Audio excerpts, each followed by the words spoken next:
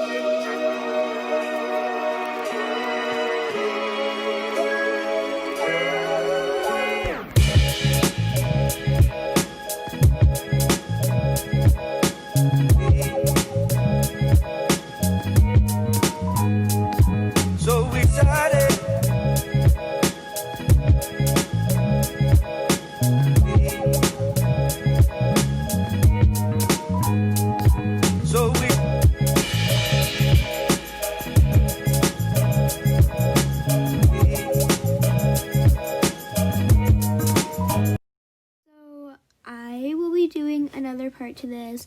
I've just kind of lost motivation, and I will actually be posting part 2 in a couple of weeks because I am actually going on vacation with my family, and I just don't think that's the right time to like post a video or work on anything because I kind of want to, spend time with my family. So I hope you guys have a wonderful couple of weeks. While I am inactive, I will still be playing Roblox, but not working on like videos or anything. Like just enjoying myself. So I hope you guys have a wonderful day.